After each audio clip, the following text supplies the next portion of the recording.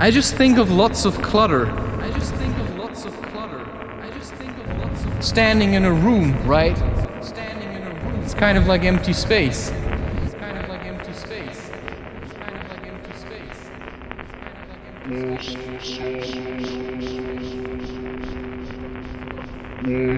I just think of lots of clutter. Standing in a room, right? It's kind of like empty space.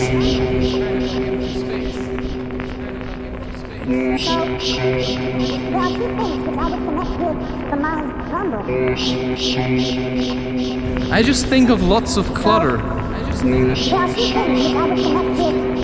Standing in a room, right? It's kind of like empty space.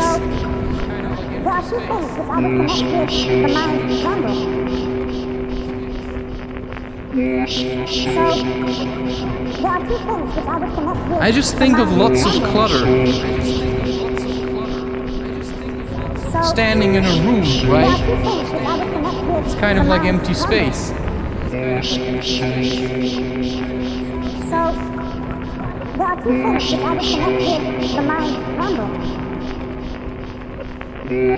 I just think of lots of clutter.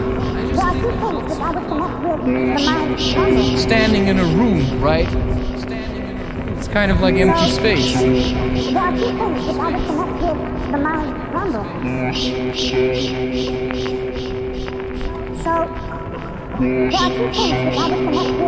I just think of lots of clutter. Standing in a room, right? It's kind of like empty space.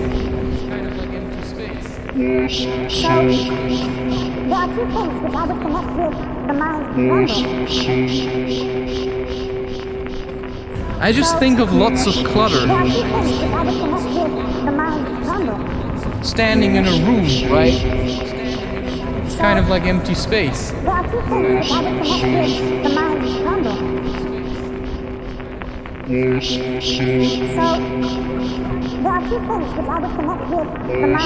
I just think of lots of clutter. Standing in a room, right? It's kind of like empty space.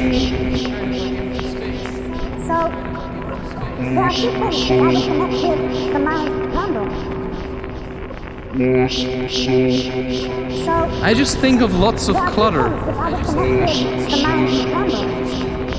Standing in a room, right? It's kind of like empty space.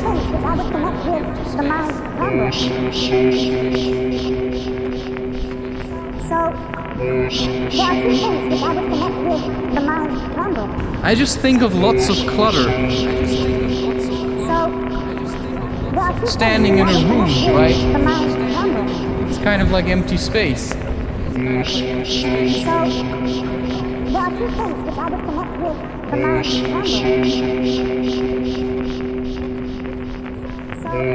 I just think of lots of clutter. Standing in a room, right?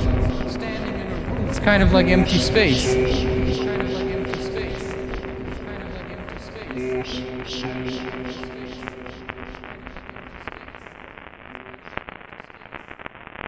I just think of lots of clutter.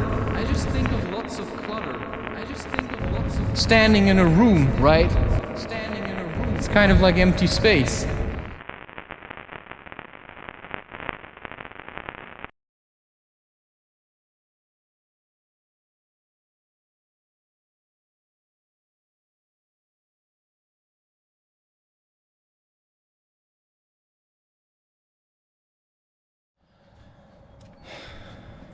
Okay. All right. I do what I can. That is the message of basically everything I have done. And that is what carried me through most of my life.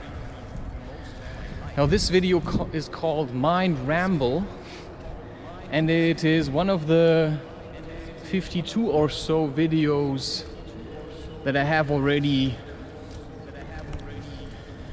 titled and written down and said, okay, Every week there's gonna be one video that's gonna be a bit longer, where I go a bit more into depth, where I create like an interesting intro, where I say, okay, you know, this is something that basically gives me a kind of a structure, which means that I say, okay, I know I wanted to continue with YouTube, but the way I did it last year also had to change. At the same time, I did not want to like push myself too much into a corner and say, you know, this is how it has to be now, and you need a real tough schedule and a tight schedule. No, what I wanted was, I wanted to still have the freedom to just let my mind wander and to then react also to the way that I feel, which means that now I just spend some time in the park with people, you know, a bit of talking, a bit of frisbee, but generally it's emotions, right? It's like coming to terms with each other.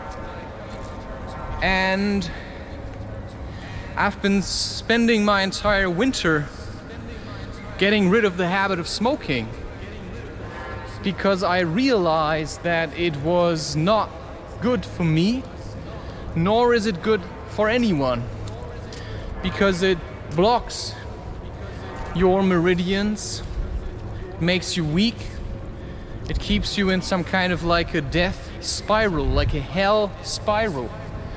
But I'm looking for a heaven spiral, so I'm trying to work myself out of the depression that we all find ourselves in, which is the hole that we have dug by overusing technology or food or whatever. So we all turned into lazy addicts. So if I talk to you about a mind ramble, then what I talk to you is basically you have to go through your mind. And then, you know, I don't know, that's just what comes up when I think about it. Maybe a mind ramble means something else for you. But you just attack anything that's in your mind, and you look at it, and you put it on a chair, and you say, let's look at you. What are you doing in my mind? Like, what is the habit of eating sugar doing in your mind? And what does that nourish? Eating sugar and eating yeasts and drinking beer. What does it nourish? It nourishes yeast overgrowth in your entire system. And each yeast, it's like a fungus, it's like a little animal, and that will start to develop some kind of mind of its own. So if you have all kinds of like critters living in your colon, in your intestines, it will grow into your mind, because you are mind, you are body, you are soul. The body which you perceive as solid is simply a boundary that your mind creates so you can let your soul wander. You know, I don't know, right? I mean, that's very hypothetical. But this is also part of the mind ramble. So there are two things which I would connect with the mind ramble, which is, you know, I don't even know what a ramble is. I just think of lots of clutter. I think of lots of stuff standing in a room, right? And it's hard to move in there because it's so full with stuff. And some people have a lot of heavy stuff in their minds, and some people, they're more about letting go. It's kind of like empty space. Okay, but if it's empty, you have to watch out, right? Because there may be things that will start to settle in it, which may be ideas from other people, like how you should live your life, what you should do when, how much you should do of what, you know, how your diet is supposed to look like, how you're supposed to know the words that you're using. You know, sometimes you use words that seem really smart, and then people attack you for it. They make fun of it. And then one way is to simply distance yourself from them and to simply say, hey, you know what? I think if I'm like not appreciated, I'll just move somewhere else. And then you'll see if they want you around or not. But at the same time, you also have to understand, if you spend time with people, what do they all do when you're not there? It's part of getting to know each other, I suppose. Okay, so a mind ramble is basically like you just have to sit in silence alone in your room without music, without maybe even without light. Maybe, you know, put on a candle. It doesn't have to be a special candle. You just put on a candle and then you do what has been described in this Henry Sugar adaptation by Wes Anderson. You just stare into the flame and you learn to focus only on one thing at the time. And then there may be a good idea in this, but okay. First of all, also learned from Woody Allen. You see how hard this is to communicate?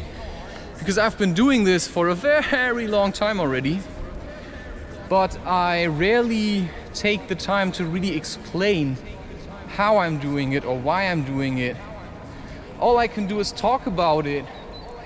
You have to take the time to do it yourself, which is why I have no interest in most cases to be friends with anyone, because just do your own shit, man. I'm not here to help you, because if you don't struggle, if you don't suffer, like if I try to take your suffering away, then you know you're gonna be a dead weight for the rest of my life. So yeah, I suffer a lot and I'm a lot alone, but I do so because I want to figure this out. I want to figure out what I came here to do and what my next job is.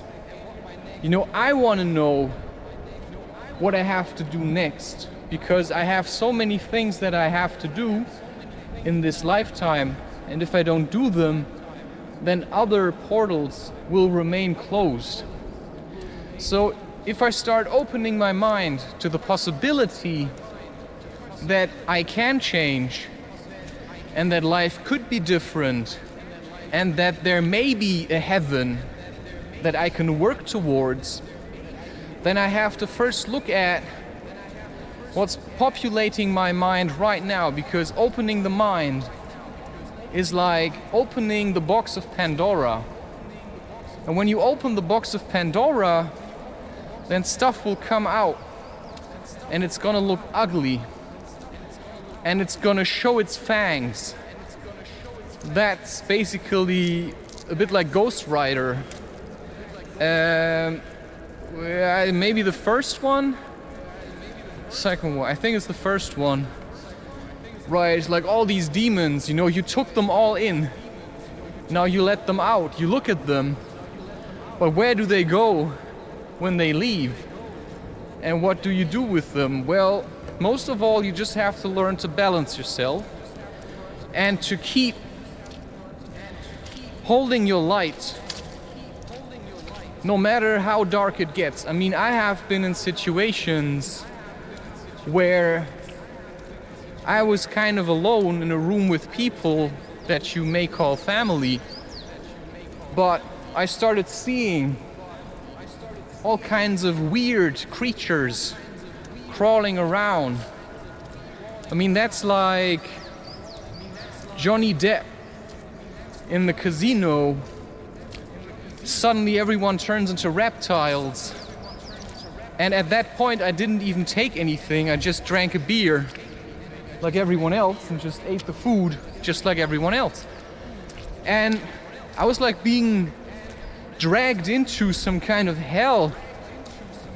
And I was just there and everyone was, you know, I was seeing weird things. You know, on the surface everything looked the same.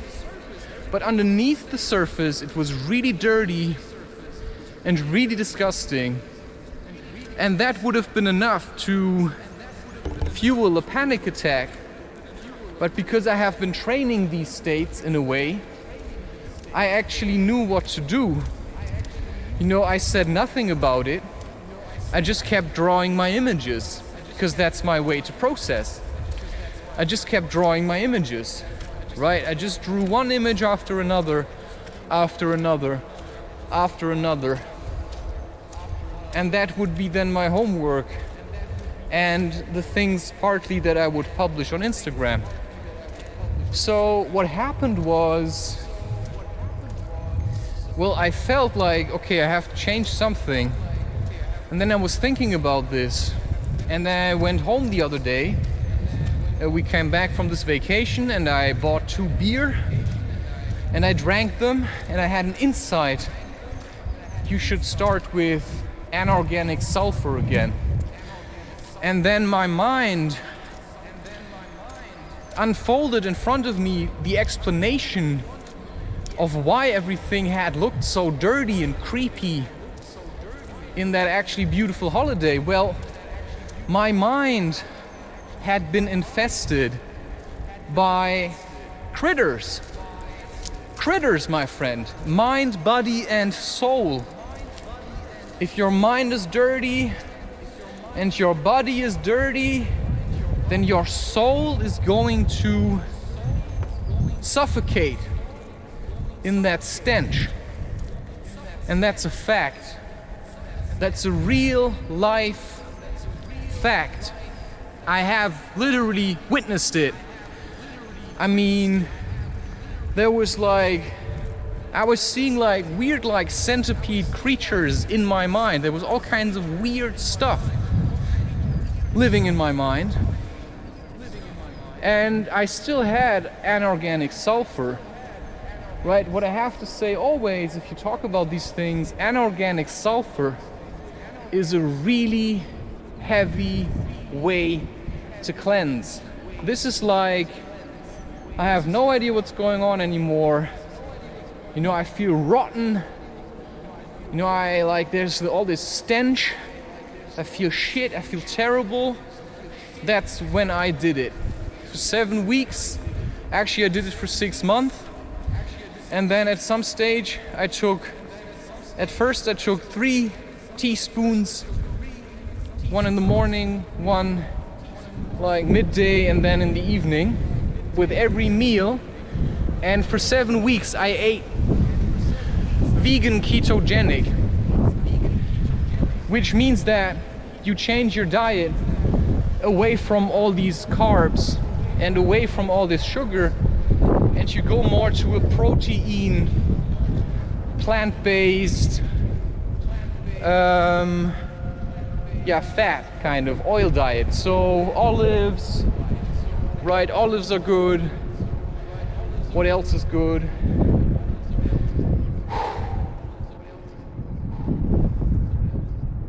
Yeah, we're heading towards summer.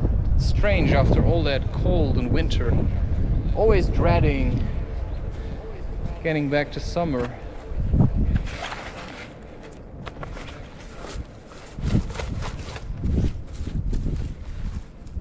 So this is also part of the cleanse. So mind ramble is like, okay, like I feel spiritually not like me anymore. I have thoughts that I cannot place as mine. No longer do I want to identify with having violent thoughts or something. Okay, how do you get rid of them? First of all, you can pin them down. So one part is you cleanse your body which also cleanses everything else, because your physical state is also a state of your mind, and that's a state of your soul. So everything works together, which is then, if you do a anorganic sulfur cleanse, it changes you completely. And that may be weird or scary, because now you have to get used to it. Plus, you also change the way you eat and what you use to get through the day. So where before you would have eaten sugar to get through the day, you now have to readjust every time. Okay, so there's no chocolate bar anymore. Okay, what do you eat instead? What's going to be your chocolate bar replacement? And how long does it take until you have enough experiences with, let's say, I don't know, just intermittent fasting, a bit of water, maybe some green tea, and then a midday snack, and then a proper, proper dinner. I'm not, and that's important to say, I stopped with the vegan because I do feel like sometimes there are things which I feel like I'm missing. I think I have no problem with eating meat. And sometimes it gives me the strength that I need to do what I feel like I have to do. And then my intuition is showing me the way. It says, it's like sniffing it out, right? It's like, okay, where does my mind go? And then you see visions. You see yourself doing something. Well, and then you either do it or you don't. Now I see myself doing certain things, and then I say, yeah, that can wait a bit. And some things I say, okay, I'll do that now. Everything else just seems a bit too far away. Right, I'm still in the build-up phase. So what you need is a new set of habits. There come the habits again. And what you need is new structures. You need a new structure for yourself, and for that you need a lot of time. Often you need a lot of time away from people that still live according to, the way you used to do it. The way you used to do it. And from there on, you have to make new experiences with yourself, with the version of yourself that now tries to be more ketogenic. But this is like baby steps. It's like having cycled all your life, and now you're starting to hike. It's going to take some time for your body to adjust. And so is barefoot hiking, right? It's going to take some time for your body to adjust.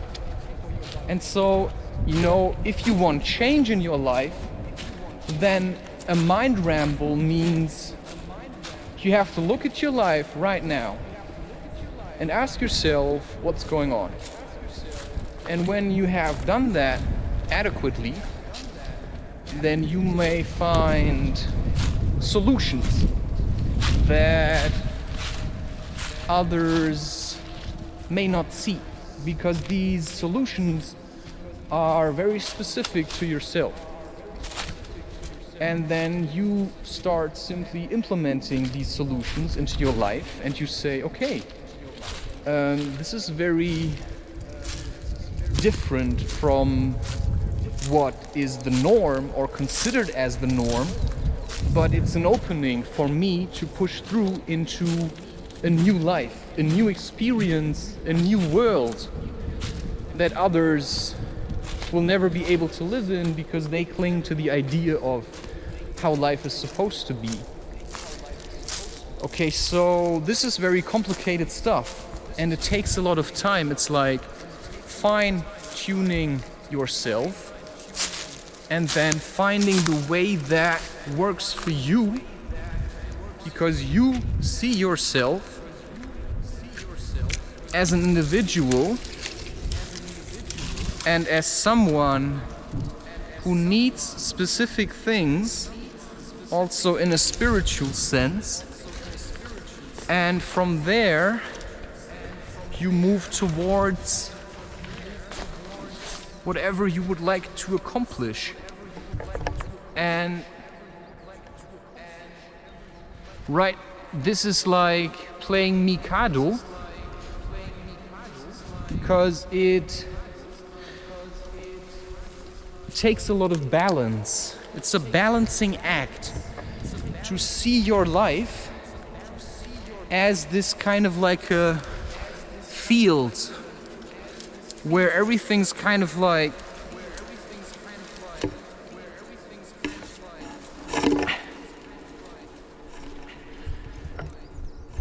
torn apart. Like there came a great storm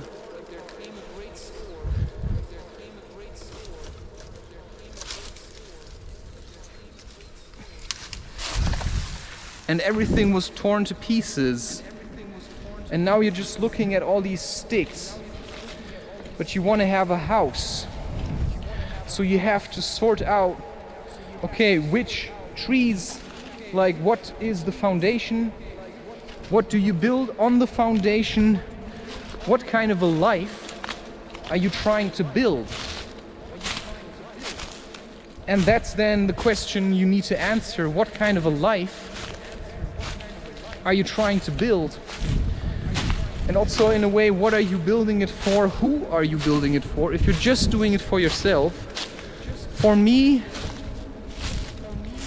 I do want a woman to be in this life, but I just have never found one that had the balls to be with me. So they always just ran away because they wanted to do other things. Which is why I just started to reject women heavily, because I could no longer stand the rejection, because I had realized something about women that freed me of this feeling of running after women. And you could say I have lost my faith in women.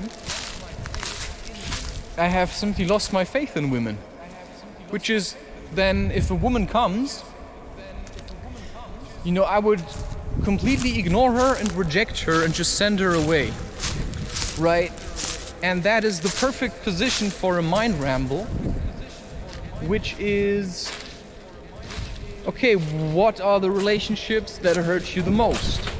You know, you go on it's like a rampage, like an angry chimpanzee, which in a way your body is, of course, and you're just going through the jungle of your mind, and then you realize, oh wow, it's been corrupted, right? Suddenly there's the sugar habit, there's the smoking habit, there's the masturbation habit, there's the porn habit, there's the habit of just sinking into a depression because maybe that's what your parents used to do. Wow, right? There's the habit of whatever.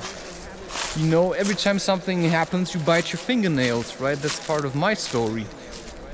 There are things that I find hard to get rid of, and I often take my time and I sit with these things that happen to me, or these loops of habit, these eights, which is an eternal loop until you find the loophole in the loop. And that's then what I would call breaking the eight. So breaking the hate is also breaking the eight. It's just, you know, some people are habitual haters just out of principle or something, but you can switch that, because I no longer have to hate. I can simply see you as whatever you are, but in most cases I can say you're no concern to me. Like, why do I have to concern myself with you? If you want to hate, you know, okay, but, right, I don't need to be your object of hate, which is why, you know, you cannot fight with me. So a mind ramble is, to me, you take the time, you spend time alone. This is basically what Terence McKenna was talking about. You know, he's not the best to listen to, but there are things that he said which I picked up on and that helped me, but I also distanced myself from him after some time.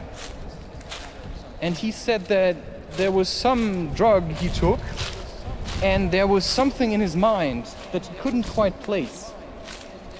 And he realized it was not his mind, because he knows how his mind works, but that was clearly not his mind.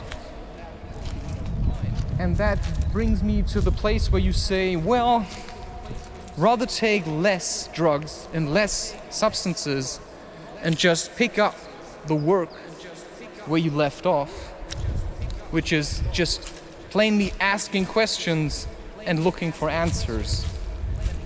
And that may take some time, but it certainly will reveal certain secrets to you that have a stronger foundation than just always taking drugs to get off on it.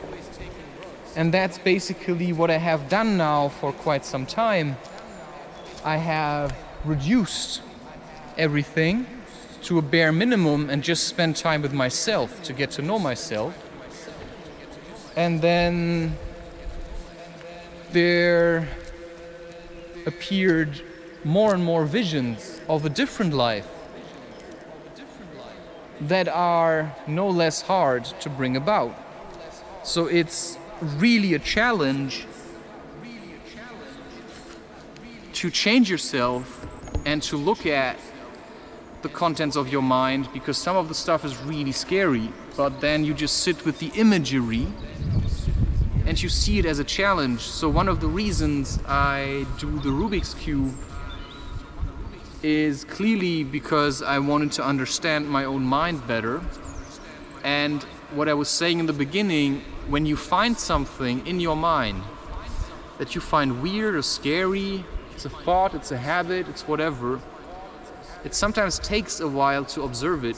You put it on a chair and then you look at it from all kinds of perspectives. Right? It's like understanding pornography. I mean, you think you know it, but there's always another layer. So maybe just understand yourself in nature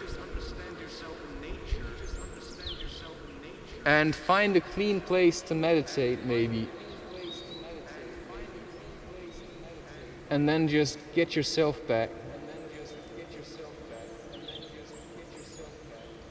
And that's as much challenge as I need. So I keep feeling there's like women sometimes in my mind trying to look at who I am or something, and I just reject them, all of them, because I'm simply not interested. Because no woman has ever proven to me that she wanted me as a man. And so I rather build something without women then. But if they want to help, right, I believe they could. But it has to be respectful. And then you can also say, you know, we're of the same mind. But there are just things I just seem to reject. So I don't go around spending lots of time with women. And that's just what I think, how it should be like. I don't know.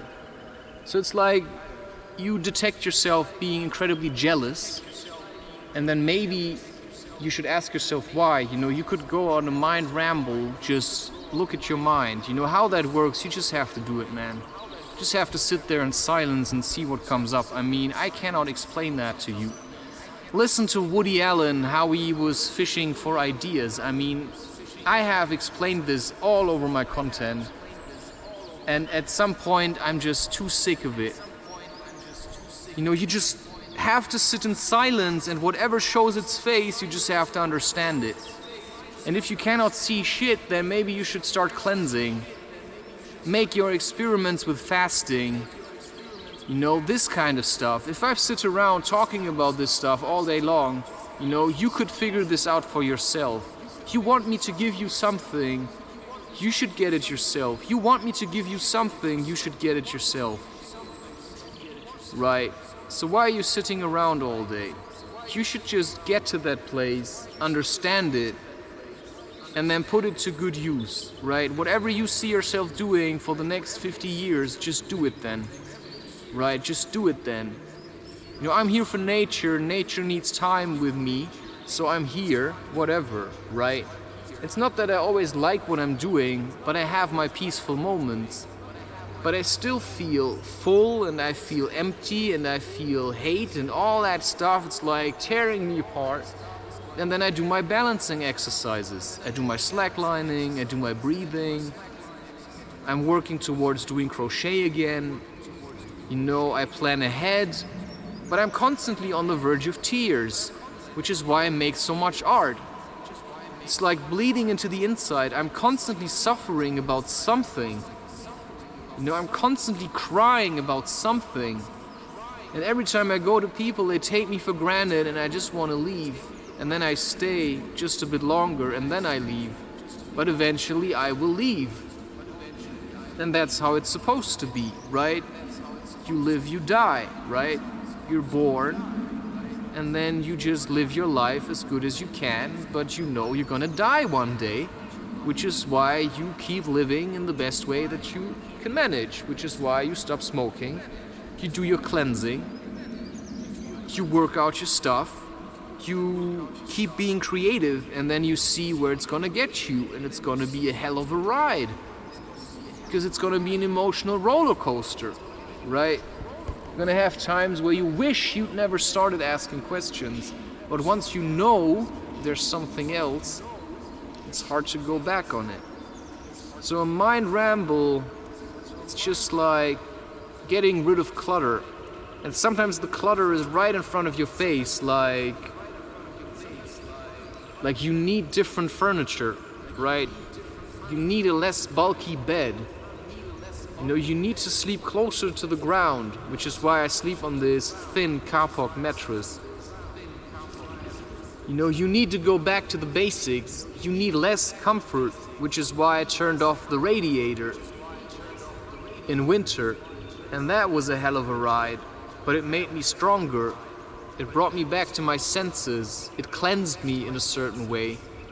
It kept me busy because I had to now work for my heat. I had to change my diet to stay warm, right? I mean, that's what I'm talking about. Getting rid of unnecessary junk that takes too much space.